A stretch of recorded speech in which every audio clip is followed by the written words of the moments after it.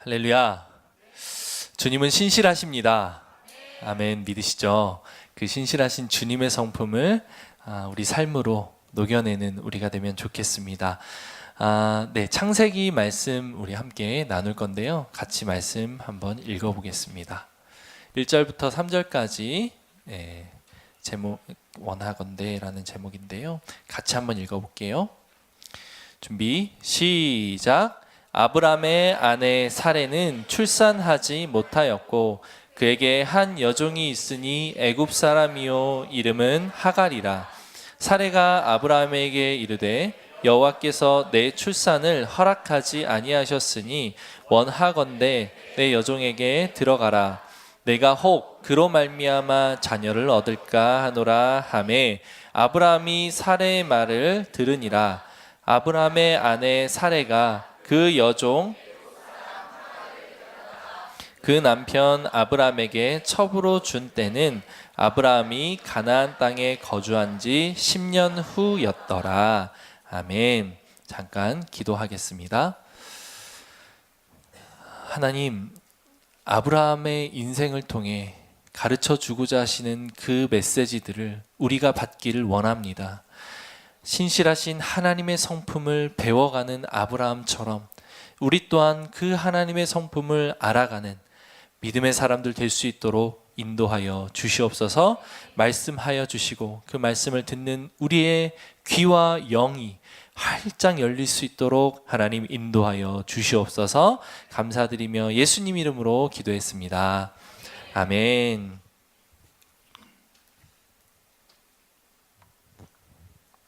네, 오늘 본문 말씀은 창세기에 등장하는 아브라함의 이야기 중에 한 중반부 정도에 해당합니다. 아브라함은 일생 동안 하나님을 아주 여러 번 만나요. 오늘 본장 16장에 등장하는 이 사건만 해도 아브라함이 엄청나게 하나님을 깊이 경험하고 난 직후의 이야기입니다. 아브라함이 처음 하나님을 만난 건 창세기 11장 후반절 부분이에요. 갈대아 우르에서 하나님을 만났고 하나님의 음성을 들어서 이제 가나안으로의 여정을 시작하죠. 가나안으로 여정을 시작하는 중에 하란이라고 하는 도시에서 잠깐 머물게 되는데 그곳에서 또 하나님을 만나게 돼요. 그러고 나서 이제 하란에서 하나님을 만나고 다시 가나안 약속하신 땅으로 들어오게 되었고, 들어오게 된 후에도 창세기 12장 그리고 13장 14장 15장 각 장장마다 하나님을 만나고 하나님의 음성을 듣고 하나님의 이야기들을 듣는 그 환상들을 보는 경험을 합니다. 뭐 그냥 간단히만 세도 네다섯 번이 되는 그런 하나님을 직접 대면하고 하나님의 음성을 직접 듣고 하나님이 보여주신 그 환상을 보는 그런 놀라운 경험을 아브라함은 하게 되는 거죠. 그런데 15장은 좀 더 특별합니다. 15장에 나타나는 아브라함의 경험은 하나님이 정말 확실하게 이제 아브라함에게 말씀해 주시는 그런 광경이에요. 내가 너로 열국의 아비가 될 거야. 믿음의 조상이 되게 할 거야 라고 하나님이 아브라함에게 약속을 하시고, 그리고 내가 너의 자손들로 하늘의 별과 같이 바다의 모래와 같이 되게 할 거야 라고 계속해서 말씀을 하시는데, 아브라함은 여전히 자기에게는 자녀가 없고 하나님의 그 약속이 성취되는 것이 눈으로 보이지 않자 엘리에셀이라고 하는 자기의 종, 자기 집에서 자기가 길리고 나게 한 자라게 한 자기의 종으로 후사를 삼으면 어떻습니까? 하나님이 약속하신 그 자녀는 꼭 내 몸으로 낳지 않아도 되지 않습니까? 라는 그 생각으로 엘리에셀이라고 하는 사람을 후사로 드리려고 해요. 그런데 하나님이 아니라고 하시죠. 아니라고 명확하게 이야기를 하시고 나서 15장이 이 환상들을 보여주시는 건데, 마찬가지로 여기서도 내가 너로 열국의 아비가 되게 할 거야. 믿음의 조상이 되게 할 거고, 그리고 이제 아브라함이 그러면서 이제 환상들을 보여주신 거죠. 말씀하시고 나서 말씀에서 끝나는 것이 아니라 특별한 경험을 하게 하시는데, 그 경험은 이제 동물 짐승을 각을 뜹니다. 반으로 나눠요. 반을 나누고 나서 그 가운데로 횃불에 지나가게 하는 그런 의식을 행합니다. 이건 원래 고대 근동에서 흔히 행해지는 이제 언약식과도 같은 이야기인데요. 내용은 뭐냐면 그 짐승을 반으로 쪼개고 그 사이로 약속을 한 두 사람이 손을 잡고 지나가게 되어 있어요. 원래는 그렇게 해서 우리가 한 그 약속을 지키지 않으면 이 짐승이 쪼개진 것과 같이 너가 약속을 지키지 않은 사람이 쪼개져도 할 말이 없다. 이제 그런 무시무시한 그런 약속인 거죠. 계약과도 같은 거예요. 그것을 이제 하나님과 아브라함이 하는데 그 사이를 횃불 하나만 지나가는 거예요. 원래는 아브라함이 손을 잡고 하나님과 같이 지나가야 되는데 아브라함이 잠든 틈을 타서 하나님이 횃불을 통해 이제 횃불은 하나님의 형상이죠. 하나님이 그 사이를 지나가는 거예요. 쌍방간에 아브라함아 네가 무엇을 하면 내가 그 약속을 이룰 것이야 라고 하나님이 약속을 하신 게 아니라 너가 어떤 상황에 있든 어떤 상태에 있든 어떤 믿음을 가지고 있든지 상관없이 내가 너에게 한 그 약속은 반드시 이룰 거야 라고 하는 약속이에요. 일방적인 약속, 일방적인 언약. 이것이 곧 구약 성경에 나타나는 은혜 언약, 은혜라고 하는 아주 특별한 그런 사건 중에 하나입니다. 아브라함의 어떠함과 상관없이 내가 그 약속을 지킬 거야 라고 하나님이 약속을 하시는 장면이죠. 그런 장면이 15장에 나타나고 그리고 나서 여전히 아브라함에게는 너의 몸에서 자녀가 나게 될 거야. 너의 몸에서 나의 약속된 후사가 나게 될 거야 라고 하나님이 이렇게 약속을 하셨는데 16장 오늘 읽은 본문 가장 처음에 등장하는 것이 바로 이 이야기입니다. 1절이죠.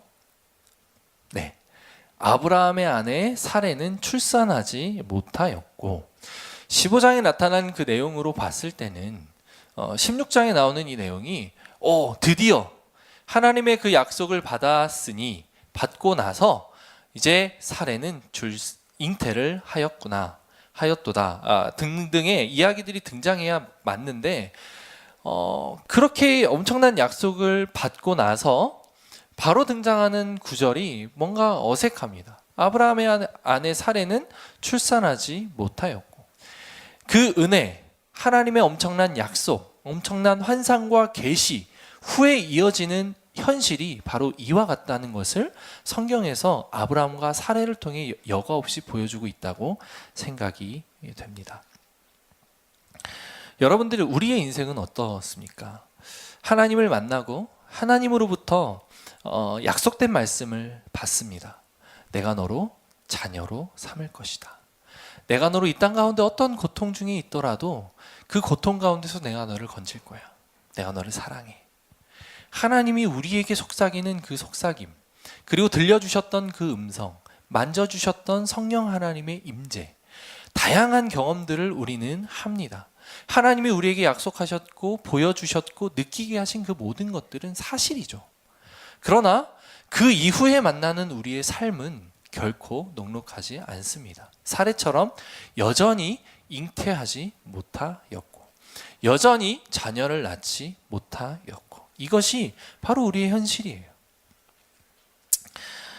이런 현실 앞에 우리는 어떤 믿음의 선택과 믿음의 모습을 보이는지가 중요합니다.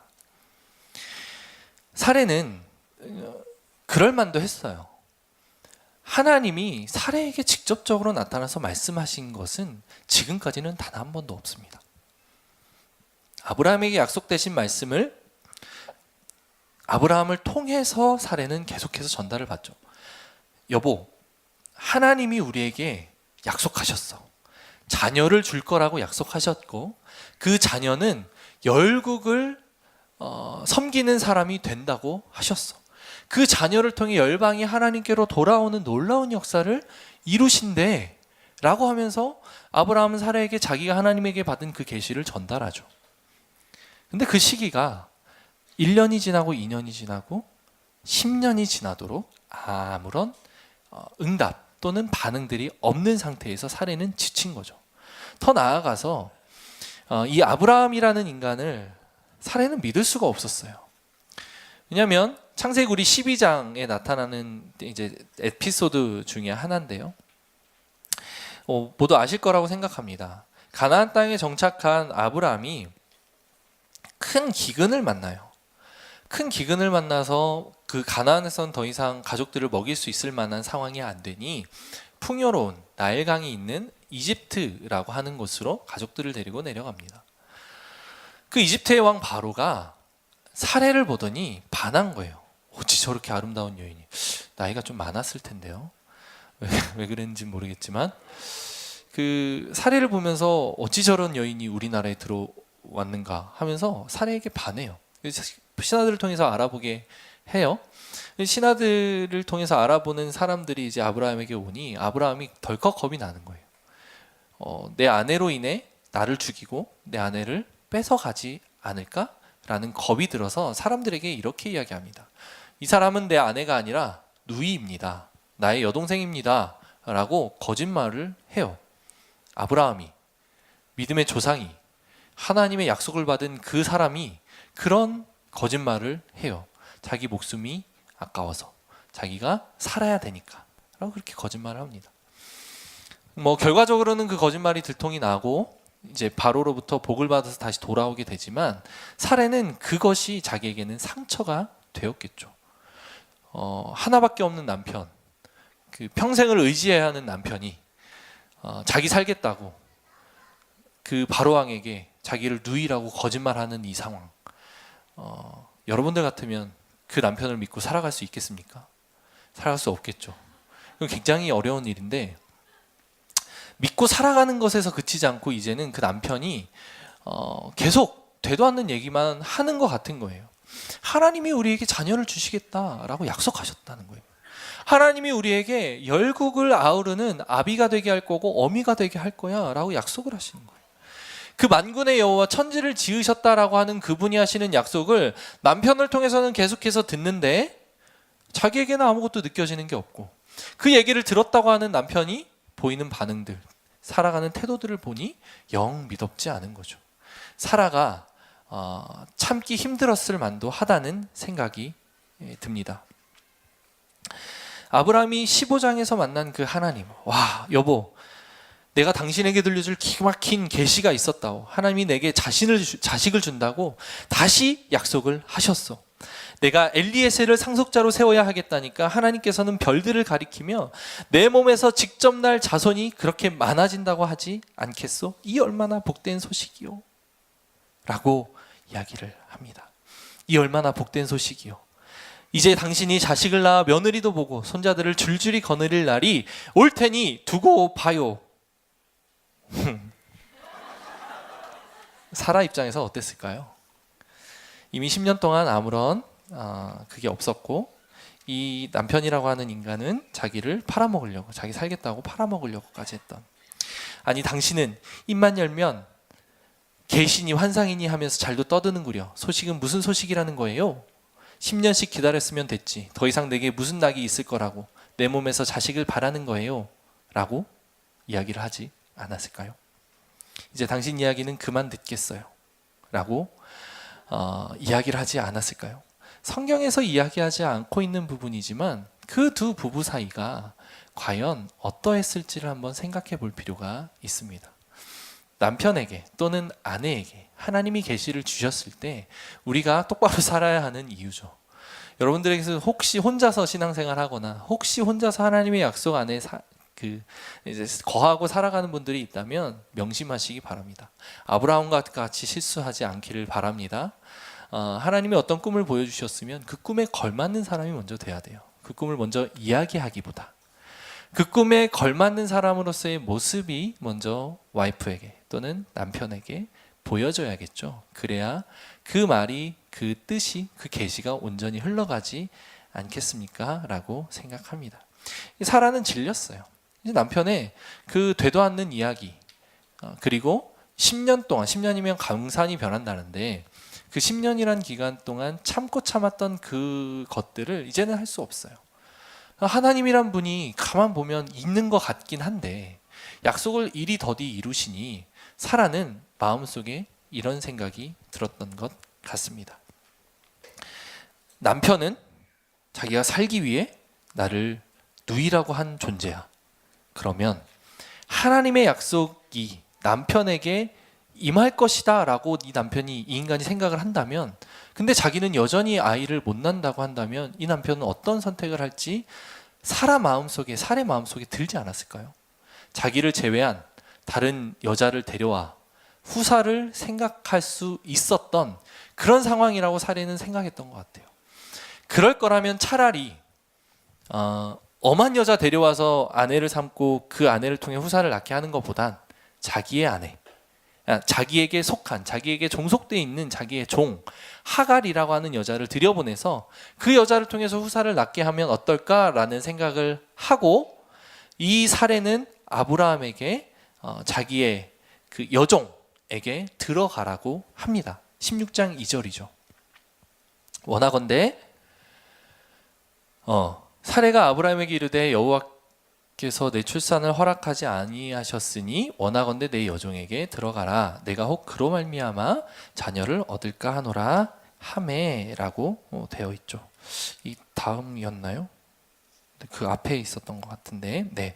원하건대 내 여종에게 들어가라. 그 여종은 하갈이었습니다. 더 이상 기다릴 수가 없었죠. 그리고 불안한 마음을 잠재울 수가 없었던 것 같습니다. 그래서 이 사례는 남편 아브라함을 통해서 들려오는 그 약속된 이야기들 앞에서 기다림을 더 이상 참지 못하고 자기의 여종, 자기의 몸종 하갈을 데리고 와서 아브라함에게 들어가라고 이야기를 합니다. 아브라함은 시험을 당하는 거죠. 사례는 자기의 생각으로, 자기의 판단으로, 자기에게는 약속이 없었으니까 뭐 그렇게 할 수 있었다라고 생각이 됩니다. 그런데 이 이야기를 들은 아브라함조차도, 아브라함은 어떤 사람인가? 네 몸에서 너의 자녀가 날 거야.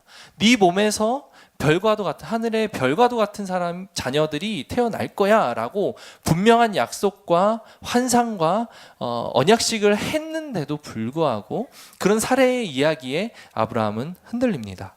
그게 지금 방금 읽었던, 한번 더 띄워주시겠어요? 16장 2절 밑에 보면 원하건대 라고 되어 있죠. 원하건대 내 여종에게 들어가라 라고 이 사례가 이야기를 하죠. 자기의 원함입니다. 그 다음에 내가 혹 그로 말미암아 자녀를 얻을까 하노라 하매.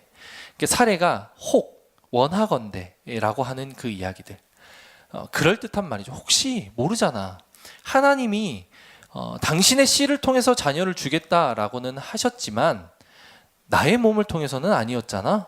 당신의 몸이니까 내 여종 하갈을 통해 들어가면 혹시 하나님의 약속, 하나님의 언약이 그 여종을 통해 이루어질 수도 있지 않겠어요? 라고 사례가 아브라함에게 이야기를 하는 장면입니다. 혹시 내가 원하건대, 원한다고 하니, 자기의 본처가 원한다고 하니, 그리고 혹시 그게 하나님의 뜻일지 모르잖아요 라고 이야기하는 그 음성을 듣고 보니 그럴듯한 거예요. 그러니 아브라함은 여기서 이 사라의 이야기에 넘어가게 되는 거죠. 내가 받은 영적 환상의 체험이 아무리 깊고 귀하고 크다고 해도 우리 현실 속에서 만나는 그 위기 앞에서 믿음으로 적용되지 못한다면 그것은 부질없는 몽상에 그치고 맙니다. 여러분들에게 주시는 그 하나님의 약속의 말씀, 하나님의 언약의 말씀, 내가 너로 만인의 아비가 되게 할 거야, 내가 너로 만인의 어미가 되게 할 거야 라고 하는 약속의 말씀, 내가 너의 기업, 너의 사업으로 하나님의 기업이 되게 할 거야 라고 하는 약속의 말씀, 내가 너의 자녀들을 책임지고 하나님의 자녀로 기를 거야, 걱정하지 마 라고 하는 그 하나님의 언약의 말씀, 너의 인생은 나에게 붙들린 인생이 될 거야 라고 하셨던 하나님의 말씀, 여러분들이 어느 수련회를 가든 또는 엔카운터를 가든 또는 예배 중이든 어떤 상황에서든 끊임없이 들었던 하나님으로부터 온 약속의 말씀들 앞에서 보이는 반응들, 보이는 믿음의 태도가 어떠한지가 너무너무 중요하다는 사실을 알 수 있습니다. 아브라함은 그 약속과 계시를 엄청나게 받은 사람이에요. 그런데 이 사라의 꾀임 앞에, 사라의 이 이야기 앞에 그러면 하갈을 통해 자녀를 한번 낳아볼까? 라고 생각을 하게 되는 거죠. 그리고 그것을 실행합니다. 시대를 건너서 수천 년이 지난 지금 우리는 이 일의 결과가 어떻게 났는지 알 수 있죠. 이 하갈을 통해서 나게 된 이 이스마엘이라고 하는 사람이 바로 이슬람 세력의 아비가 되죠. 이 이스마엘을 통해 이슬람이 형성되게 됩니다. 엄청난 파괴력과 엄청나게 치명적인 결과를 낳게 되죠.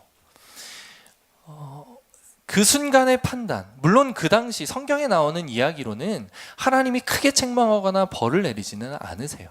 단지 안타까워하시면서 책망을 하시긴 하지만 그로 인한 징벌이나 이런 건 있진 않았어요. 근데 그 결과는 우리가 잘 알고 있죠. 하나님이 우리에게 약속하셨고 하나님이 우리에게 하시겠다라고 주신 그 언약의 말씀들 앞에 믿음으로 반응을 보여야 됩니다.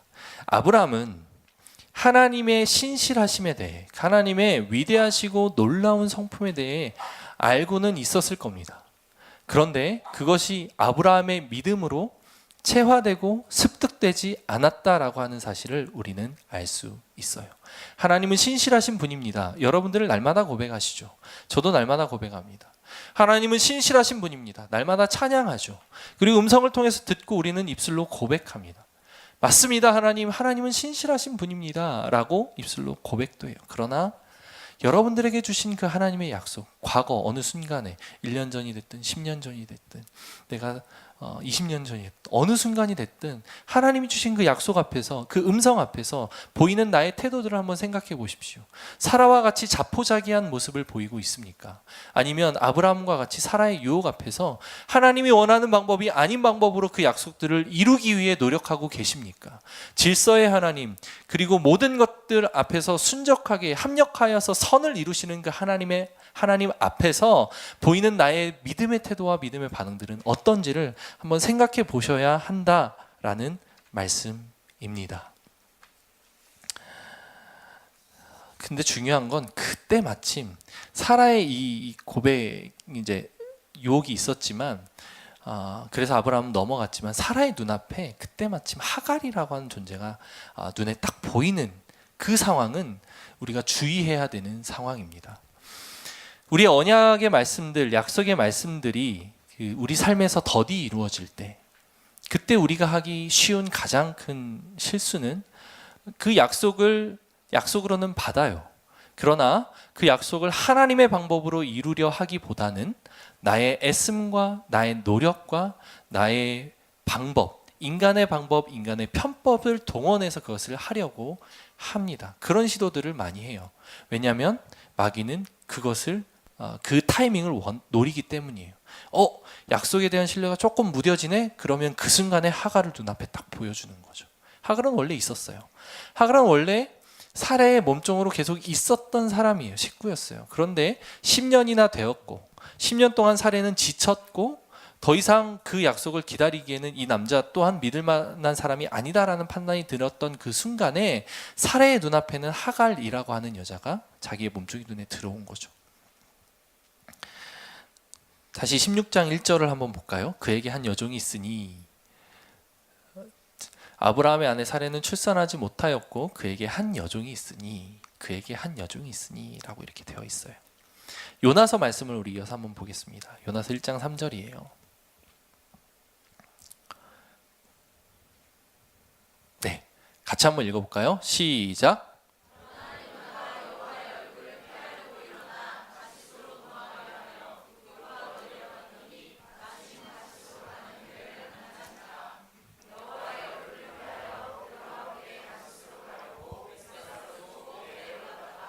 네, 전 페이지 한번 다시 보여주시겠어요? 어떤 장면인지 아시죠? 요나가 하나님의 그 명령을 듣고 자기의 적대 국가, 우리나라로 치면 일제강점기에 일본 가서 복음을 전하라고 하는 그 정도, 이스라엘을 멸망시킨 그 나라에 가서 복음을 전하라라는 명령을 듣고 요나는 죽을 만큼 가기 싫었어요. 왜 그 나라를 위해 복음을 전해야 합니까? 그 나라는 우리나라를 멸망시킨 나라인데, 우리 가족들을 죽인 나라인데 왜 그 나라에 가서 우리가 복음을 전해야 됩니까? 라고 하면서 마음에 막 불일듯 있는 이 불만이 있었어요. 그런데 하나님은 명확하게 그곳으로 가서 복음을 전하라 라고 하셨죠. 그래서 어쩔 수 없이 이렇게 내려가는데 피하려고 내려갔다 그랬죠. 피하려고 다시스로 도망하려고 요바로 내려갔는데 때마침 요바라고 한 항구에 딱 가니 거기에 때마침 눈앞에 다시스로 가는 배가 있었던 거예요. 기가 막히죠. 이건 하나님이 그래 다시스도 복음이 필요한 나라니까 그곳에 가서 복음을 전하라 라고 하시는구나 라고 생각할 수 있을 만한 충분한 상황이었어요. 그래서 그 배를 탑니다. 마침 다시스로 가는 배를 만난지라.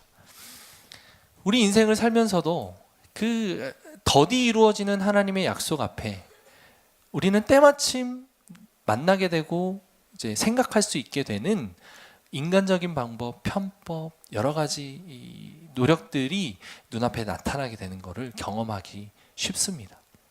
아마 그런 경험들을 많이 하셨을 거라고 생각이 되는데요. 저도 마찬가지 그런 경험들이 있었습니다. 하나님의 약속을 신뢰하기가 참 어려울 때가 있었어요. 군대 이야기를 좀 죄송하지만 잠깐 할게요. 네, 군대 남자들이 이제 군대 이야기를 많이 하잖아요. 그리고 목사님들은 군대에서 은혜 받은 얘기를 참 많이 합니다. 그 군대에서 많이 은혜를 받고 오는데 그럴 수밖에 없는 이유는 심령이 가난해져요. 군대 가면 마음이 되게 가난해져서 인생의 바닥을 광야를 걸을 때 원래 하나님 만나잖아요. 진하게 이 광야를 걸을 때 하나님 진하게 만나는 거거든요. 그래서 군대에서 그런 게 있는데 네, 죄송하지만 짧게 이야기를 한번 해보겠습니다.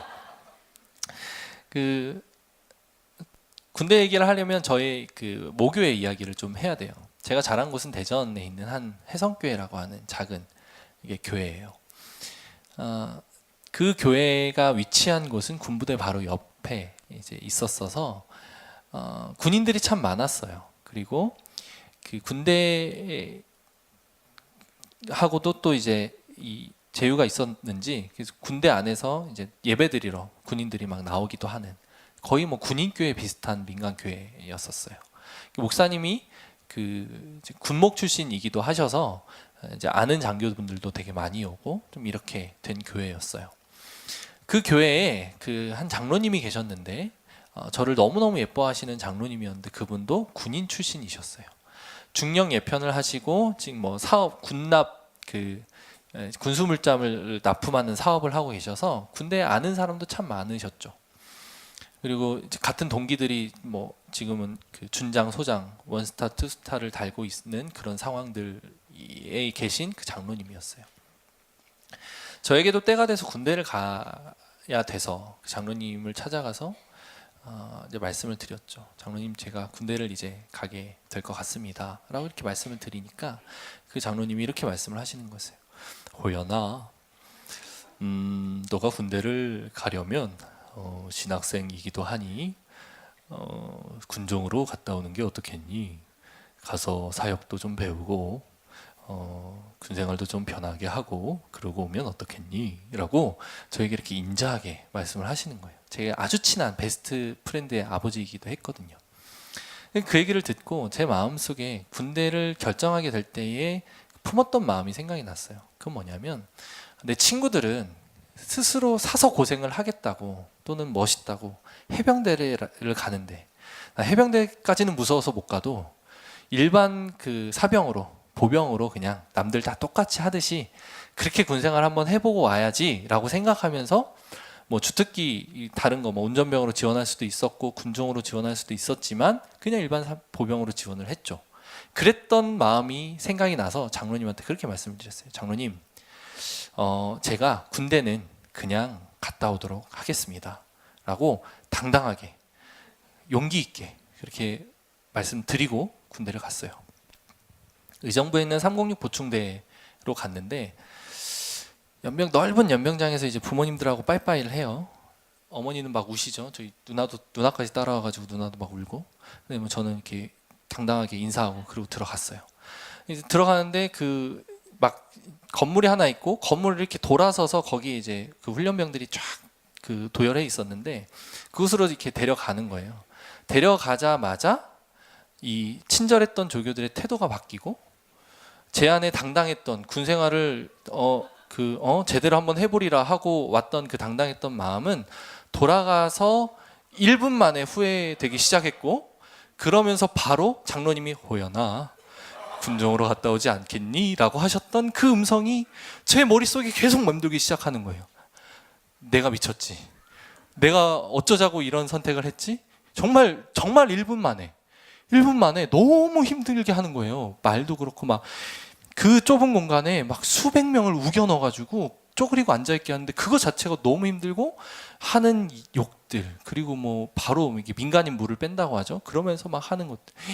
정말 30분 만에 저는 그 만신창이가 되어서 계속 누워가지고 이렇게 장로님의 이 이야기가 머릿속을 맴도는 상태가 되었어요. 내가 정신 나갔지. 어쩌자고 내가 이런 선택을 했는가. 이제 물론 군종을 하더라도 그런 과정은 있었겠지만 가서 편했을 텐데 이걸 내가 2년 넘는 기간 동안 해야 되나 라는 막 후회가 막 물밀듯이 몰려오는 거예요. 근데 어쩔 수 없죠. 했어요. 그렇게 하고 했는데 뭐 불행인지 다행인지 그 의정부 사무직 보충대에서 제가 갔던 기수가 그 운전병이 부족했던지 운전병으로 차출이 됐어요. 운전면허 있는 사람 이쪽으로 나와라고 이야기를 하더라고요. 갔죠. 운전병이래요. 그래서 운전 교육도 받고 그리고 이제 자대로 갔어요. 자대로 갔는데 그 대대로 배정을 받아서 대대로 갔는데 제가 배정받을 부대를 기다리고 있는 상황이었어요. 근데 이제 옆에 병사들이 저한테 와서 그런 얘기를 하는 거예요. 너는 아마 우리 대대에 남아 있게 될 거야.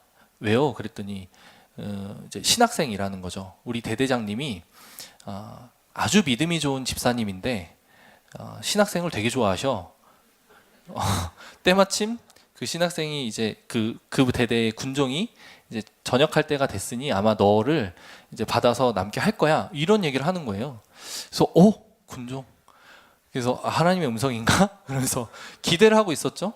근데 그 대대에 안 남고 그 대대에 속한 여러 가지 중대 중에 독립중대라고 하는 것이 여성분들은 좀 이해하기 어렵겠지만 대대는 그러니까 군대에서 한 부대라고 이야기를 하는 최소 단위는 적어도 대대급인 거예요. 그래서 주둔하는 그 대대는 한 400명에서 700명 정도 사람들이 이렇게 모여 있는데 그곳에서 70명만 따로 떨어져서 한 30분 거리에 한 따로 떨어진 지역에서 그 이제 생활하는 뭐 그 이유는 여러 가지가 있겠지만 생활하는 것을 독립중대라고 이야기를 해요. 대대하고는 아주 거리가 멀죠. 그곳으로 저를 보내는 거예요. 그곳에 됐다고.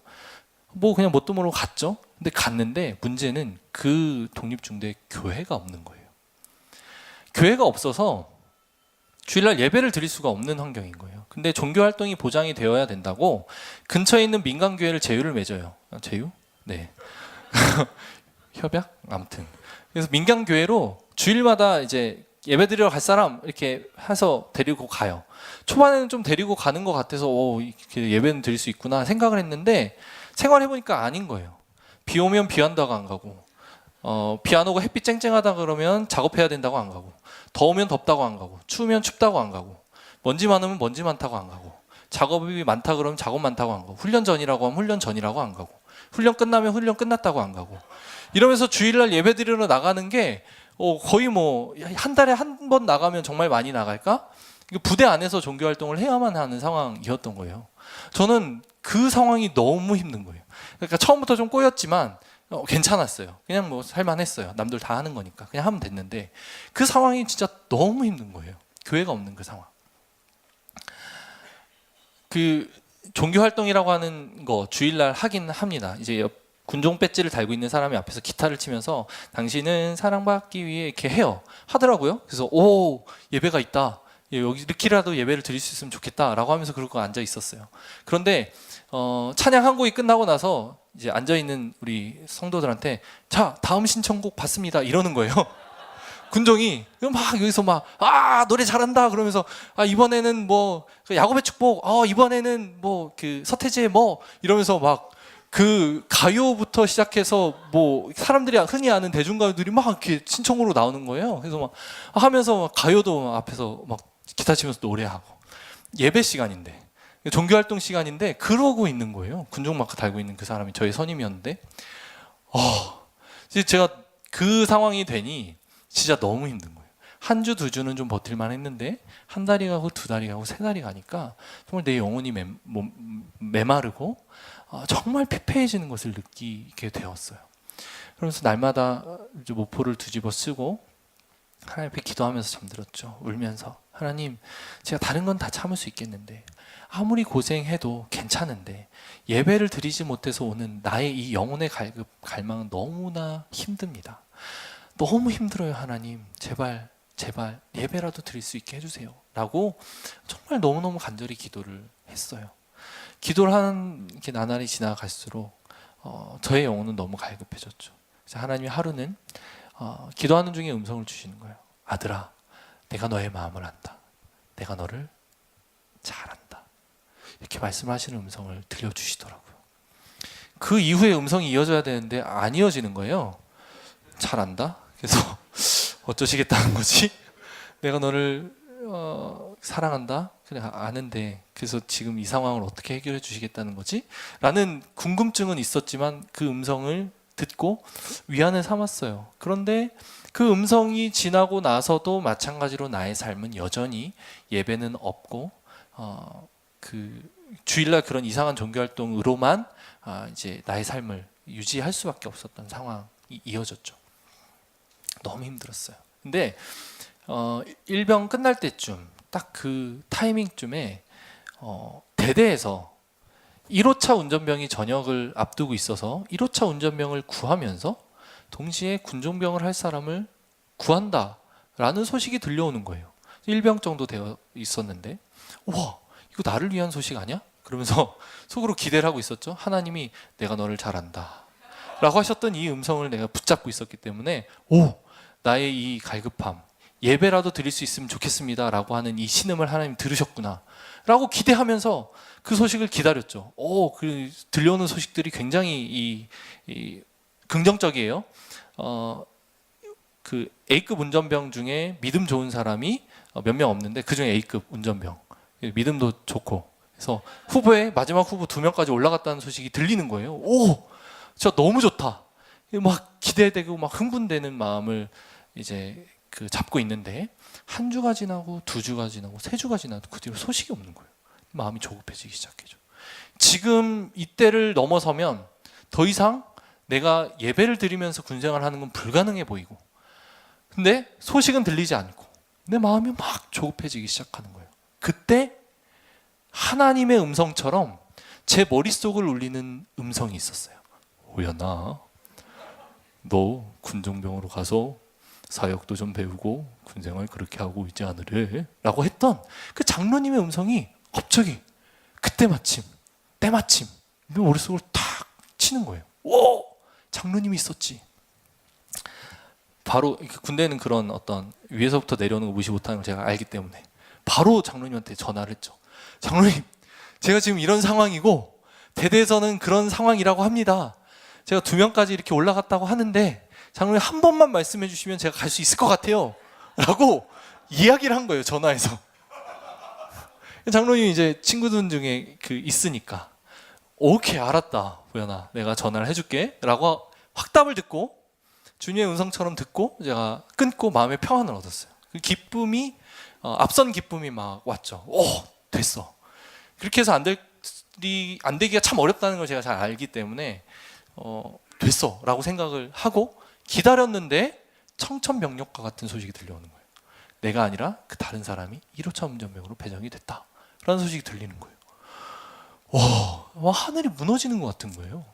그래서 장로님한테 전화해서 확인을 해보고 싶었지만 두려워서 그러지를 못했어요. 장로님이 친구한테 이야기를 했는데도 그게 이루어지지 않았으면 장로님의 이 친구 관계에 대한 실망이 올 것 같아서 두려워서 얘기를 못 물어봤고, 아니면 얘기를 했는데도 얘기를 아예 안 했으면 나의 말이 중간에서 씹혔다라는 사실 때문에 굉장히 실망할 것 같아서 물어보지를 못해. 그 2가지 이유 때문에 장로님한테 전화해서 확인은 못했어요. 근데 이제 나중에 아주 시간이 지나서 확인해 보니까 얘기는 하셨더라고요. 이제 그 대대장님이랑 장로님이랑 직접 통화도 하고 막 이런 일이 있었다고 하더라고요. 아무튼 그랬어요. 두려워서 얘기를 전화도 못 해보고 혼자서 소가리를 했죠. 도대체 무슨 일인가. 좌절하고 절망하고 하나님 예배할 수 없는 그 상황은 여전히 지속되고 있었죠. 정말 너무 힘든 거예요.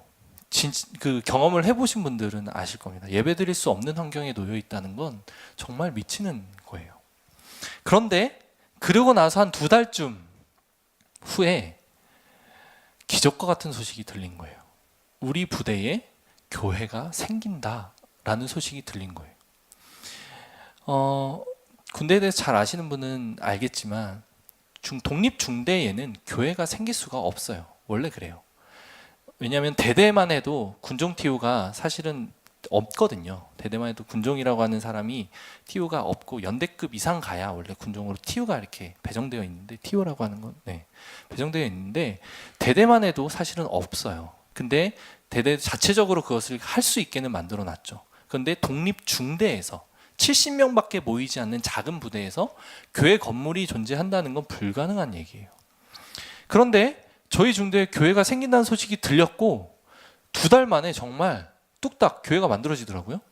근데 모든 게 다 빨라요. 정말 2달 만에 교회 건물이 세워진다는 걸 보고 정말 깜짝 놀랐는데, 교회가 세워져요. 2달 만에 건물이 이렇게 올라가고, 그리고 나서 민간인 여자 목사님이 오시고 교회 안에 예배가 생긴 거예요. 그리고 나서 제가 그 군종이 되었죠. 군종이라 해서 교회에서 업무를 보는 건 아니고요. 저희 원래 업무는 다 보고 쉴 때 가서 교회 일을 하는, 남들 다 놀 때 주말에 가서 교회 일을 하는, 왜냐하면 TU가 아니니까. 그럼에도 저는 너무 기뻤어요. 너무 행복했고 기쁘게 군종으로 이렇게 했죠. 그러나서 한 2주인가 3주인가 흘렀을 때 대제장님이 그 교회에 찾아오세요. 주일날 와서 같이 예배 드리고, 그리고 저하고 그 여자 목사님하고 대대장님하고 밥 먹으면서 티타임을 갖는 시간을 갖습니다. 그러면서 그 대대장님이 이 교회를 어떻게 세우게 됐는지를 이야기를 하시는데, 그 교회를 세울 때 이제 독립중대이다 보니까 대대에서 한 30분 거리에 있어요. 대대에서 누가 나오든 연락이 와요. 야, 대대장님 떴어. 이렇게 연락 오면 뭘 하고 있든지 이제 그 FM대로 돌아가게 만들 수 있는.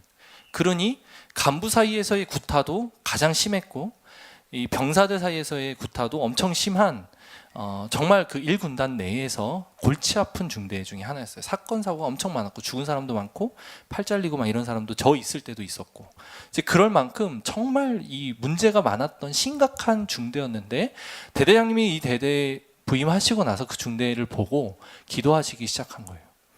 그 중대를 바꿔놔야 되는데 복음으로 또는 믿음으로 그 사람들이 정화되고 좋은 모습, 좋은 환경으로 군생활할 수 있게 만들어줘야 되는데 어떻게 하지라고 생각하면서 기도를 하고 계셨던 거예요.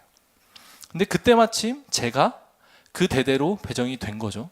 신학생이 그 최전방 야전 부대의 대대로까지 가는 일은 사실은 많지 않습니다.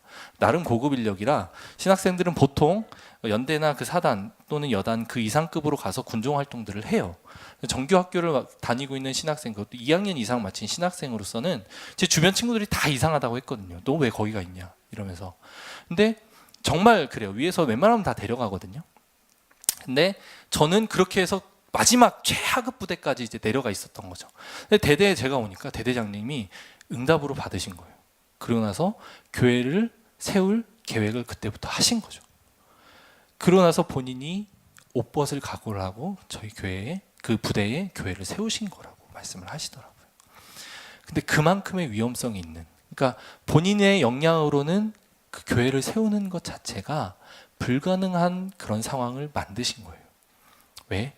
그 부대에 제가 왔기 때문에, 군종이 있기 때문에 교회를 세워도 되겠다. 그러면서 그때부터 본격적으로 기도하고 일들을 해 나가셨다라는 이야기를 하시니 제가 정말 어떻게 할 수가 없겠더라고요. 하나님이 이미 큰 그림을 가지고 계획을 하고 계셨고, 그 부대, 나보다는 하나님은 그 부대의 불쌍한 영혼들을 먼저 보셨고 그 대대장님의 기도를 먼저 듣고 계셨던 거죠. 나 한 사람의 어떤 그 조음, 이거보다 그 부대를 하나님은 생각하고 계셨는데, 제가 막 먼저 나서서 저 그 부대 대대에 갈 거예요, 1호 차원점에 갈 거예요 막 이러고 있으니, 하나님 앞에 막 나 이번만 한번 기도 들어주세요 막 그러고 있으니 하나님 얼마나 안타까우셨겠어요. 인간의 방법들을 동원해서 해보려 하였지만 하나님은 번번이 그것들로 실패하게끔 만들어 결국 교회를 세우셨고, 그 교회에서 정말 많은 복음을 증거하고 제자가 일어나는 그런 교회를 만드시는 그 하나님을 경험하게 되었죠. 아브라함의 이 하나님을 신뢰하지 못했던 마음 저는 너무 이해합니다. 왜냐하면 너무 힘들어요. 정말 힘들고 환경의 이 극한을 만나고 나면 만날 때에 하나님의 약속이 나의 식으로 막 해석이 돼요. 하나님 혹시 이때를 위한 거 아닙니까? 라고 하면서 다시스에 가는 배를 타요. 딱 준비시켜 놓으셨잖아요 하나님이 라고 하면서 장로님한테 전화를 해요. 장로님 저 거기 가고 싶어요 라고 이야기를 하죠. 장로님과 그 대장님 통화했는데 대장님의 계획을 듣고 장로님이 그 이야기를 철회해 주셨다라고 하더라고요. 저한테 얘기라도 해주셨으면 좋았을 텐데 얘기도 없이 그냥 그러고 나서 자기들끼리 그러고 호연이는 그냥 이렇게 그냥 됐다라는 거예요. 저는 정말 그 얘기들을 듣고 나중에는 억울했지만 그 순간에는 제가 너무너무 하나님 앞에 감사했어요. 하나님의 계획은 한치의 오차도 없이 이루십니다. 그게 정말 하나님의 계획이에요. 우리에게 약속하신 그 하나님의 약속과 음성들, 어떤 음성을 듣고 어떤 약속을 들었는지 저는 모르지만 하나님은 분명히 아시죠. 하나님과 여러분들 사이에서 있었던 일이니까 여러분들 누구보다도 잘 아실 겁니다. 그 약속 앞에 우리는 어떤 반응을 보이고 있습니까? 여러분들은 어떤 반응을 보이고 있습니까? 내가 너로 열국의 아비가 되게 할 거야. 내가 너로 만인의 어미가 되게 할 거야. 내가 너가 하는 그 사업체를 통해 복음이 온 열방에 흘러가게 할 거야. 내가 너의 가정을 통해 하나님 나라의 확장을 이룰 거야. 내가 너의 아내를 통해, 너의 와이프를 통해, 너의 자녀들을 통해 내가 나의 일을 이룰 거야 라고 하나님은 끊임없이 말씀을 하셨을 거고 그 약속을 들은 우리는 아멘으로 받았을 것입니다. 그러나 그 약속 이후에 맞닥뜨리는 우리의 환경은 결코 녹록하지 않죠. 날마다 빚에 허덕이고 자녀들은 나의 마음 같지 않고 세상 사람들은 야 지금 그렇게 키우면 안 돼. 빨리 영어 교육 시켜야지. 학원 보내야지. 빨리 뺑뺑이 돌려야지. 차권 좋은 데로 이사 가야지 라고 하면서 나의 자녀에 대한 하나님의 계획은 뒷전으로 하게끔 만드는 세상에서의 온갖 소리들이 들리죠. 환경도 그렇고요. 야 너 그렇게 사업해가지고 되겠어? 안 돼. 뒷돈 좀 챙기고 세금 좀 탈루하고 해야 돼. 그래야 돼. 그게 바로 세상의 법이야. 세상의 이치야. 그러지 않고는 사업 성공할 수 없어 라고 끊임없이 외치는 그들의 외침. 그리고 환경도 마찬가지로 여전히 나의 환경은 빡빡하기만 하고 어렵기만 하죠. 하나님의 약속이 언제 이루어질지 더디기만 한 것 같고 불가능할 것만 같이 여겨지는 그 약속 앞에서 나의 믿음의 태도는 어떠한가 살펴보셔야 한다는 얘기입니다. 아브라함과 같이 알고 있지만 믿음으로 선포도 때로는 하지만 하나님의 음성을 들려주시지만 그 음성 앞에 하나님의 방법대로 기다리는 것을 하지 못하는, 하나님은 분명히 내가 너의 몸을 통해 자녀를 얻겠다, 낳겠다라고 하셨는데 그때 아브라함에게는 사라만이 와이프였고 사라만이 한몸된 부부였는데 그것을 아브라함은 왜곡되이 해석하고 자녀가 생기지 않는 이 치열한 환경 속에서 다른 사람을 아내로 맞이하는 우를 범하게 되는 거죠. 신실하심. 하나님은 신실하시다라고 하는 이 사실이 우리의 머리에서만 머물고 있는 건 아닌지 돌아보셔야 합니다. 하나님은 신실하십니다 라고 하는 것이 단지 우리 입술로만의 고백이 아닌지 반성해 보셔야 합니다. 그 하나님은 신실하십니다 라고 하는 고백이 나의 가슴으로 내려오고 나의 영혼으로 내려오고 나의 믿음의 태도로 내려와서 내 삶에서 실제로 하나님은 맞습니다, 신실하십니다, 내 그 약속을 기다릴 수 있습니다 라고 하면서 기다리는 우리의 믿음, 그것이 우리에게 필요한 것입니다. 그 믿음을 위해서 우리는 무엇을 해야 하나요? 제가 여러분들에게 하나님 신실하십니다 라고 가르쳐 주셔도 여전히 빡빡하고 강팍한 우리 성경을 만나면 넘어지시게 되겠죠. 어렵게 되겠죠. 쉽지 않아요. 쉽지 않습니다. 아브라함이 몰라서 그것을 신뢰하지 못했을까요? 아브라함이 그것을, 그 하나님의 놀라우신 모습들을 날마다 보았음에도 그 약속을 신뢰하지 못했던 이유가 못 봤기 때문인가요? 듣지 못했기 때문인가요? 아니죠. 알았어요. 아브라함 다 알았어요. 첫 번째 이유는 뭐냐면 그만큼 우리의 본성이 악하기 때문이고 그만큼 이 시대가 악하기 때문이다. 마귀가 언제든지 그것을 노리고 있기 때문에 우리의 영적인 긴장감을 유지할 수밖에 없다. 그리고 더 나서 중요한 이유는 뭐냐면 하나님의 성품을 머리로 알고 입술로 고백하는 것에서 그치면 그 성품의 신실하심이, 그 신실하심의 능력이 내 삶에서 채워내기는 어려워요. 하나님을 가까이 하셔야 합니다.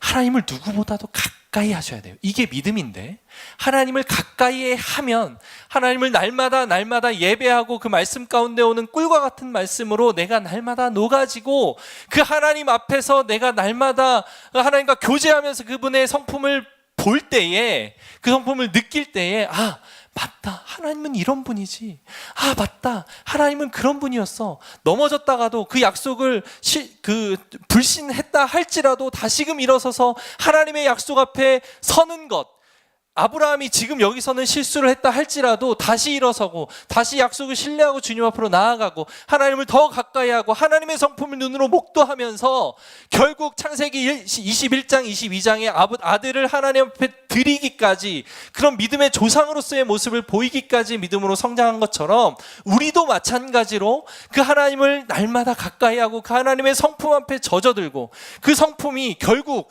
내 삶을 믿음으로 이끌 것이다 라고 하는 믿음의 확신을 가지고 있을 때에 조금씩 성장하며 조금씩 나아가며 하나님의 약속을 내 삶에 이루게 되는 일이 있게 될 것입니다. 연약함을 인정해야 되고, 이 시대의 악함을 알아야 되고, 그 다음에는 하나님을 가까이 해야 한다. 이것을 통해 여러분들이 하나님의 신실하심을 신뢰하며 그 약속을 여러분들의 삶으로 이끌어내는 그런 놀라운 믿음의 행보를 살아가기를 축복드립니다. 아멘. 우리 밴드 나와주시고 같이 찬양하면서 기도하는 시간을 좀 가질 텐데요.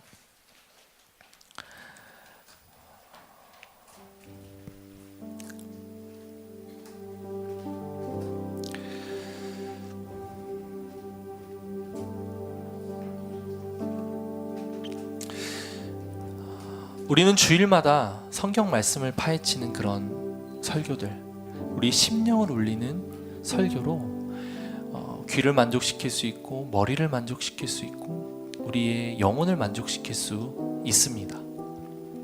엔카운터를 통해 하나님의 큰 계시를 받고 만족할 수 있습니다. 포스트 엔카운터를 통해 그리스도인의 삶과 훈련의 방향이 어떠해야 하는지 배울 수도 있습니다. 그런데 그런 것들이 삶으로 드러나게 하기 위한 것은 또 다른 차원입니다. 또 다른 차원의 믿음이 필요합니다. 또 다른 차원의 영적인 경험이 필요합니다. 우리에게 부족한 것은 지시와 계시의 차원을 넘어 이를 실생활에서 바르게 적용하는 영성과 믿음인 것입니다. 아멘.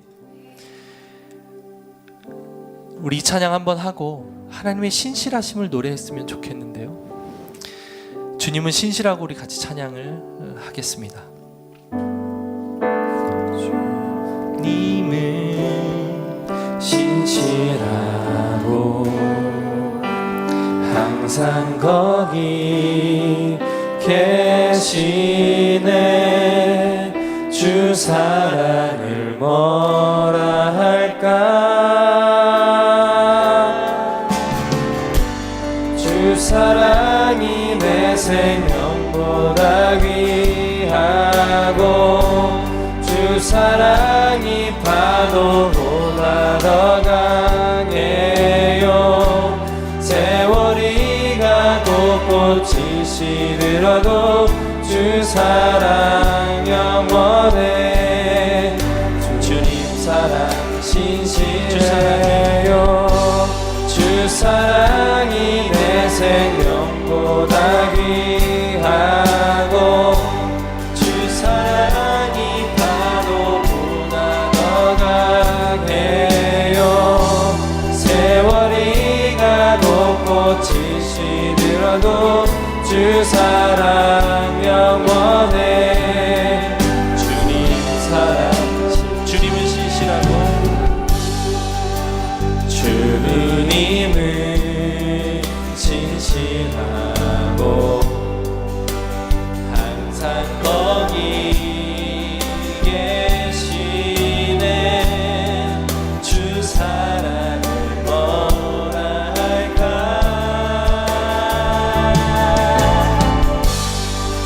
사랑이 내 생명보다 귀하고 주 사랑이 바로보다 더 강해요.